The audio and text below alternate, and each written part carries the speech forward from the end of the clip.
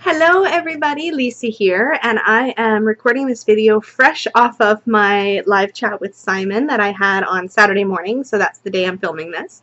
But I wanted to come to you with the decks that I worked with this week and my thoughts on those, and to let you know what decks I will be working with next week. So I thought I'd make that video now while I was all like fresh and awake, and I still have hot coffee in my like travel mug. So I've still got a little bit in here and it's not cold because look, I thought ahead and was like, hey, I'm probably going to be on camera for a bit. So rather than let my coffee get cold, I did a smart. I'm super excited. Anyways, I'm still like, my face, I was just telling Simon, my face just hurts. I was grinning so much through that entire experience. It is so much fun being like interacting with all of you. I can't even say how grateful I am for this entire experience. I'm grateful to Simon for taking the time to bring me on his channel. I just started this, as he mentioned in his chat, about 2.5, 3 weeks ago or something. I think this is my third weekend, and I started on a weekend. I don't know. It hasn't been very long at all, and I jumped right in, and everybody has been amazing, and I really braced myself and prepared myself to experience something different, and I didn't, and I'm so pleasantly surprised by just how engaged and wonderful you have all been, and I can't tell you how much that means to me. I'm going to get emotional, and I've been doing this for 3 weeks, so I'm going to stop. But I'm just really, really grateful to be a part of this community, and I love all of your positivity, and I love the realness, and all of it. I'm here for all of it, so thank you. Anyway, decks I was working with this week, and I cannot wait to show you because I did things, and it was exciting.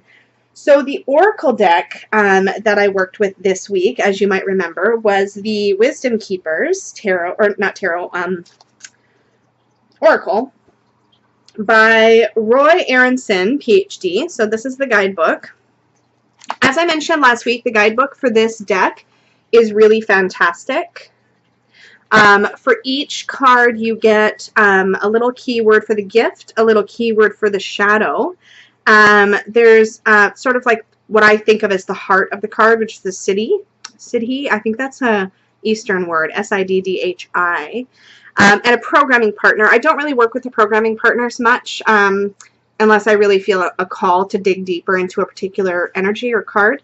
What's neat about this guidebook and these cards, but particularly the way that the guidebook is put together, is that you get a story for every single card. So it's as if the character, I'll just hold up a few of the cards for you.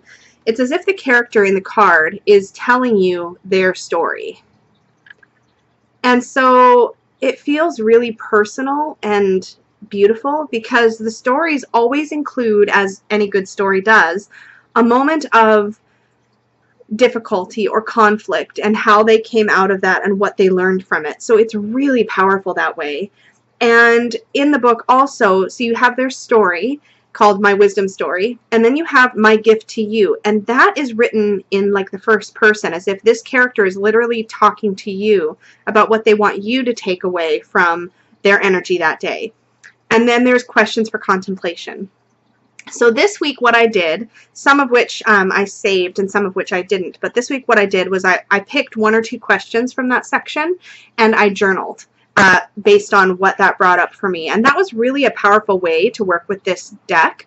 I think this would be an incredibly, I'm going to show more images here. I think this would be an incredible deck to work with for any kind of shadow work. Like if you were doing some really deep, like call yourself on your crap kind of work, this deck would be such a powerful accompaniment because it is so loving and healing, but it's also not denying the darkness. It's not denying the difficulty. And there's a lot of stories in here which speak to some trauma, I keep using the word trauma, but trauma or difficulty, I guess I should say, through their childhood or through bullying or whatever. There's some really powerful messages that each, look at this girl, oh my God. These cards are really big, but I think that their bigness actually helps because the first thing I do when I look at these cards is just look right into the eyes of whoever is pictured. And there's something about all the artwork and all the symbols that are drawn throughout. Now if this might be something that bothers you actually, if you're the type of person that wants the book to describe the symbols pictured, you're not going to see any of that here.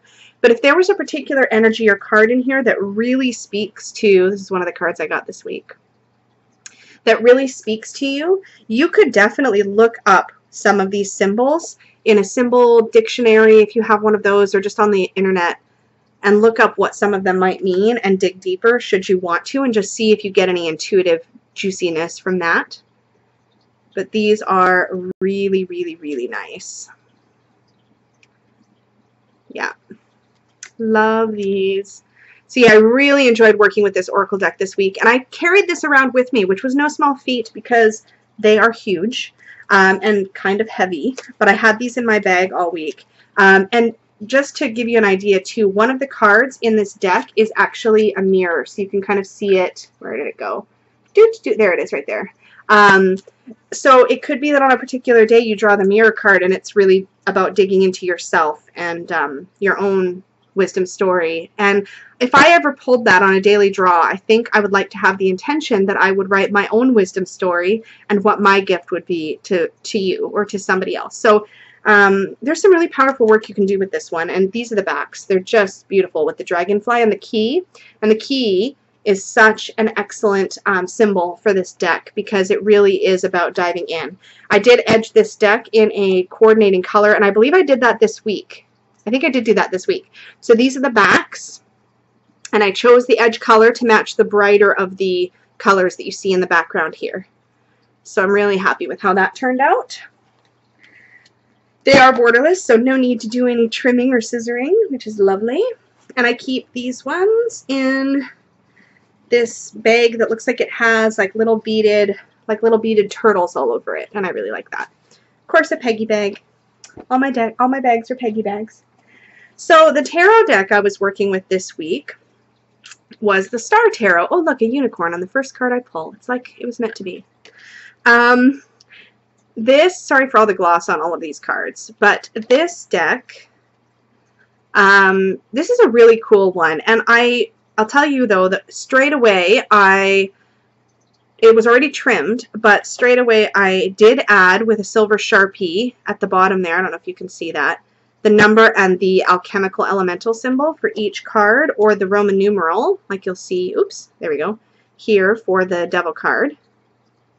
I did add those for each card because as I flipped through the images, I was confident about what card was what for most of them, but it gave me enough pause, and I want my cards to be really snappy for me. I want to be able to immediately know what it is and then start adding all the layers of information I have about that card, either like cerebrally, like what I'm holding on to in my head, or what I know about it intuitively, or what I pick up about it intuitively. So I didn't want to have that pause to like go, is this the King of Pentacles or the Emperor? And there are a couple that were like that for me. So I did add the Sharpie, and I can't wait to show you my other modification on this deck. There's the star, so pretty. Before I get into modification though, I love that Empress. There she is. So pretty. I did find it very easy to read with this deck as soon as I added those numbers on it. I stopped overthinking.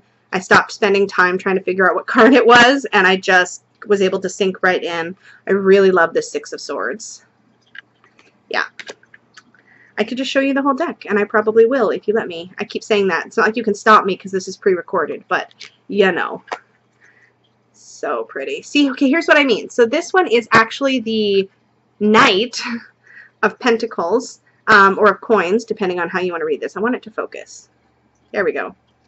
But occasionally I would read this as the King because I wouldn't immediately spot the horse over here. So just little things like that. Love this King of Cups with the labyrinth. Look at that. I think I'm finally starting to figure out how to get the camera to focus right away. Also, I figured out my sound issue. I was able to test it on the live chat that I did Friday night, so that's yesterday at the time I'm filming this. I was able to figure out that doing a little Googling, I found out that the microphone built into my camera is good, but sometimes because it's also capturing the video, it works too hard with my computer. So I have a separate mic that I had from when I did some yoga videos on my other channel at some point, and plugged that in, and it's it sounds like it's working really well. I'm not having any out of sync audio issues, and I don't think I'm having any of the crackling that I was getting. So sorry about that if you suffered through that the last couple videos, but I think it's fixed now. So I want to show you, I'm so excited about this. I want to show you what I did to further modify this deck. So I did add the silver Sharpie in the corners at the bottom. Oops, there we go. And I also edged the deck. But before I show you the edging, I need to show you what inspired the edging. So this is the back of the tarot. By the way, I learned this from Kelly Fitzgerald Truth and Stories channel, but if you ever get Sharpie, like I've got a little bit there because I didn't wait very long for the Sharpie to dry before I started playing with my deck. On these glossy cards, if you take a little bit of nail polish remover, and I use a nail polish remover that I make myself, so I use pure acetone. And I have some glycerin and some vitamin E and stuff in there, and a little bit, teeny bit of water so the glycerin activates. But it's pretty much just acetone nail polish remover. But I prepare beforehand. So I have usually a little cotton swab, and then I have a clean piece of tissue or a towel, and I wet the area that has the Sharpie on it, and then I very quickly dry it off because I don't want the acetone to eat at the gloss on the card at all. And it works beautifully. I had actually done all of the majors and all of the swords, but I was really unhappy with how thick the Sharpie had gone on. Like the symbols weren't very clear, the numbers weren't as clear, it just felt messy. So I went and got a fresh Sharpie because mine was a little bit mangled, and took all of the writing off that I'd already done, redid it, and there is not a trace of the original writing. There's no weird texture, like it didn't eat away the gloss. It was perfect. So if you ever need to do that, that's how you do it. And I learned that from Kelly, so thank you, Kelly. But anyway, oh, that's the other thing before I get into modifying. I know I keep teasing you with that. I will show you in a second. But the guidebook for this deck is fantastic. My only complaint, which is actually a positive, it depends on which way you look at it, is that the book is organized numerologically, which is great because I'm about to get into the Tarot de Marseille and learn a numerological system. So I think I'll really appreciate that once I've learned that. But one of the things I really like to do with my guidebooks, and I'm starting to do it on all of the ones that I can as I go through, is I like to use a marker on the edges of the pages to create a section. So I'll start at the top with the majors in purple, do a little strip of purple where I'll grab those pages that have the majors and purple the edges just in a little spot. And then, sorry, my alarm's going off. Anyways, that's my don't sleep in too late on the weekend alarm. It's like 9:30. Anyway, so I like to do that. So I'll do purple where the majors are, and then I'll do green for earth or pentacles, yellow for air or swords, blue for cups or water, and red for fire wands. And then I can really quickly flip to exactly the section I need in the book. So I love doing that. I didn't make that idea up. I can't remember where I got it from though, but it was definitely YouTube, because everything I learned on YouTube pretty much. So I definitely like to do that, and I can't do that when it's by number. Now, mind you, I could come up with a different system and mark the pages so I know which number is which, but that feels like too much work and lazy. So probably not going to do it. So that was a little bit annoying because I felt like I couldn't get to the cards quite as quickly, but I did get used to it throughout the week. The guidebook for this deck is incredible. So for starters, if you do enjoy numerology, if you enjoy numerology, you're going to love this, because what you'll find is at the beginning of each change in number, you get an entire page. So this is about the 5. So you get an entire page on 5. There we go. On the 5 and what the 5 stands for, so that you can get to know the cards on a different level. And then for each minor arcana, you get like a little bit over here and then a full page. You pretty much get a page and a half at least, and some of them even wrap over to another page. And these aren't like giant font, so it's quite a lot of information. And each one does, at the end, that's what it is, the very last paragraph of each card has a section, and you'll see the bold text. Those are all the symbols that the artist has used here in this deck. Oh, artist, I didn't tell you that. Cathy McClelland for the Star Tarot. Cathy McClelland. So what she's done, so for example, in the 5 of Wands, she describes the meaning of the volcano you see pictured. She talks about the woman pictured, the green cloak that she's wearing, the calla lilies that she's holding, and the 5 wands and what each of those things means in the artwork. So it's very descriptive, and people that enjoy that are going to really enjoy this, and you can really get in.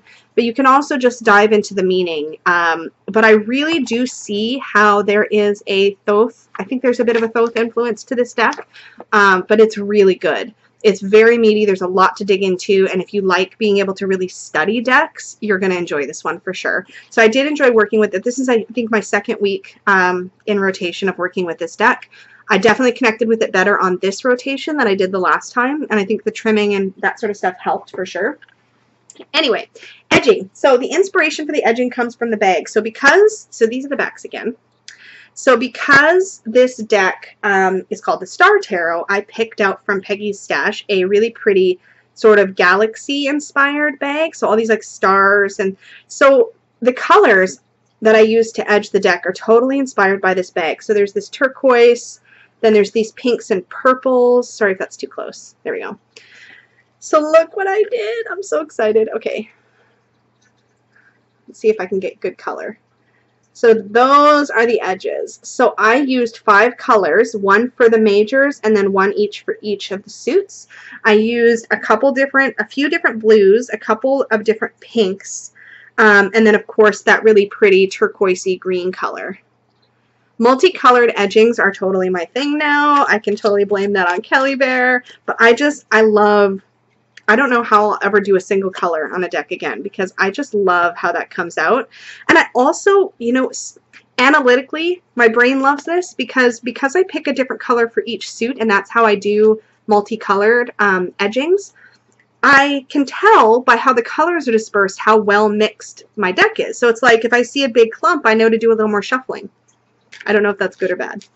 I don't know if that means I'm messing with my readings in a different way, but I do enjoy knowing that things are pretty well mixed. And I always, when I'm shuffling, like once I'm content with the mix, the way that I cut my deck is I shuffle and shuffle until I'm done. And then I just grab a chunk from wherever and pull it out and stick it in the front and then start pulling from the top. So that's how I do my cuts. So it doesn't really matter, I guess, what I do. I still am going to pull from wherever in the deck. But yeah, so I really like that.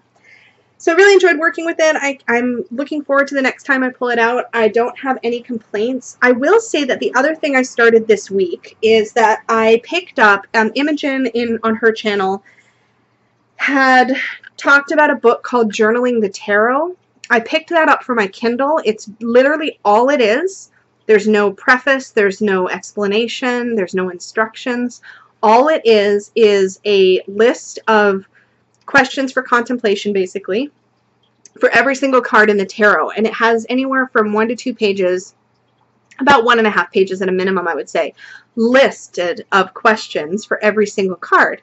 So along with the Wisdom Keepers, I also journaled based on whatever card I pulled. I picked a couple questions and then journaled about those.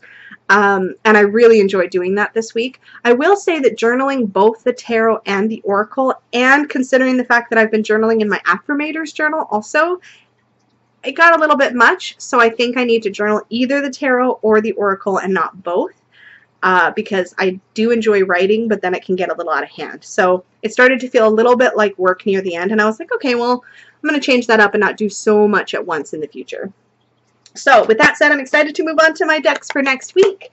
So for the tarot, I talked about this on my chat with Simon, but I just recently got the Journey to the Hidden Realm tarot. I really want to edge this deck. See if I can figure out how to hold it. I really want to edge this deck, but I'm getting a lot of glare. I'm going to do this differently. There we go. I'm not sure what color, and I checked my marker stash, and I don't really have, look at that one. I'm sorry, I shouldn't hold over the keywords. I should not, I don't have any grays or like dusty purples or anything, which would be what I would instinctively want to edge this with. I would also consider edging this in gold if I knew how, but I don't really want to buy anything really to edge this. I might just leave the edges be. There's something about the artwork too where I don't want to hem it in, and the way that I edge usually leaves a tiny little border around the actual edge of the card, like really tiny, but there's something about this artwork where I don't want to risk bordering it. I feel like it needs some room to breathe. It's beautifully borderless. And I don't I can't think of a single color that I would want to see on every card. They're very different with their backgrounds, and I don't know, I feel like I need to let it breathe. So I don't see myself edging this anytime soon. If I could think of a way to edge it where it wouldn't wrap around, or if I could think of a good color to edge it in, I might, but I think I'm probably going to leave this one alone. But I'm really excited to work with this week because it feels very autumn. And I feel like this is the perfect week, just September bleeding into October.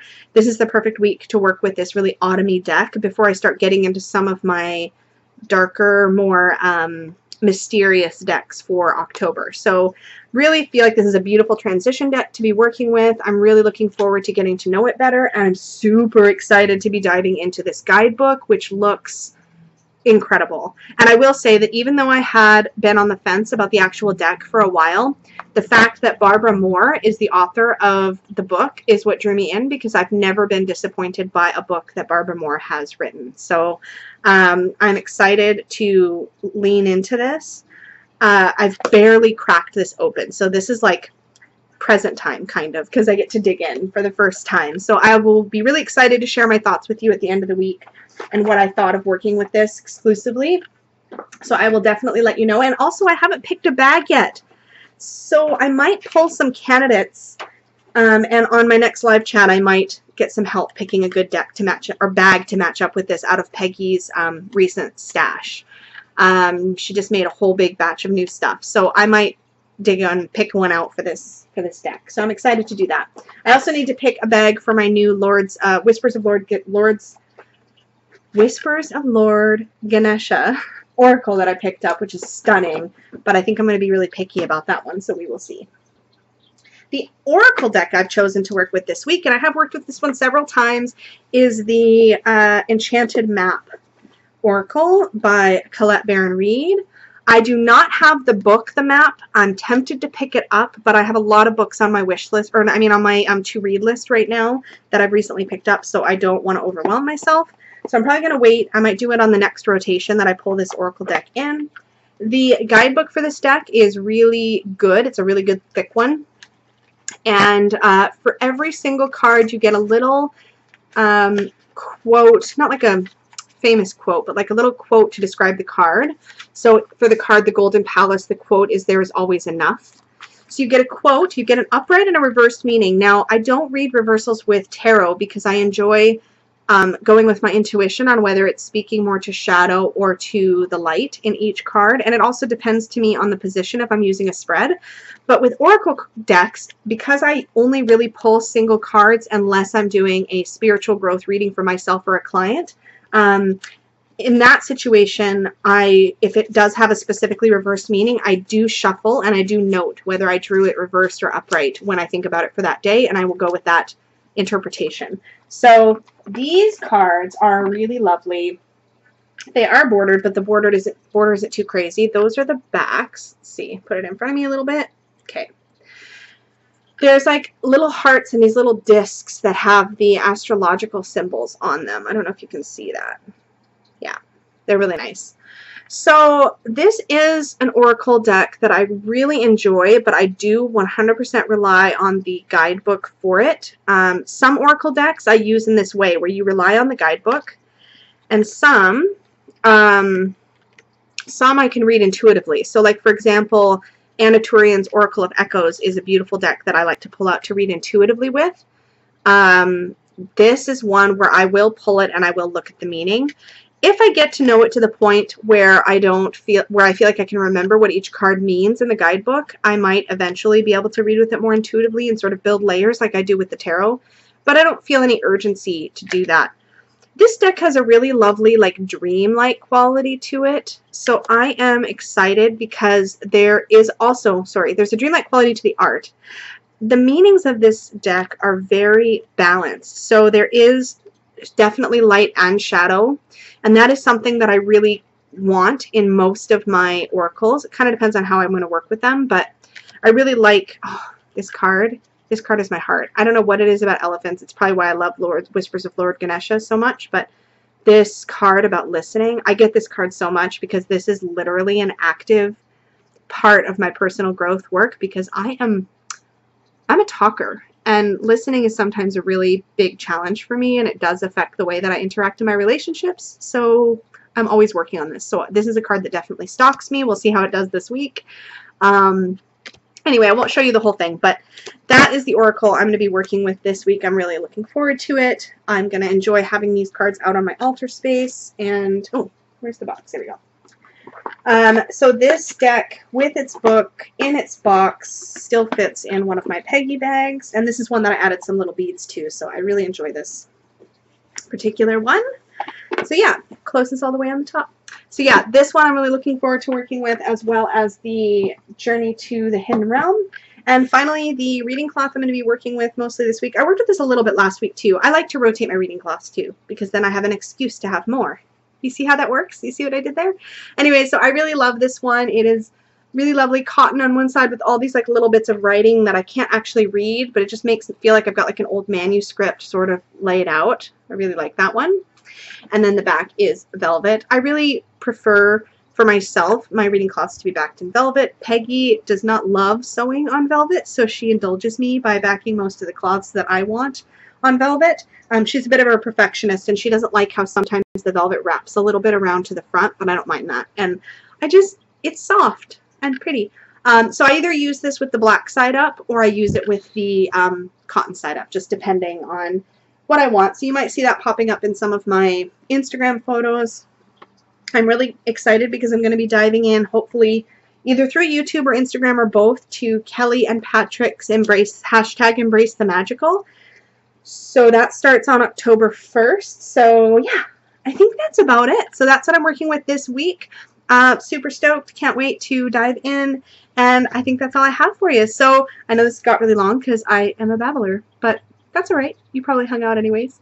I really enjoyed having you all here and getting to show you all my stuff. So I will see you again with the wrap-up of this and the review next weekend. So I hope you have a wonderful day, afternoon, or evening, wherever you are. Have a good night or evening. Why can't I talk? Anyways, I'm ending it now. Bye, guys!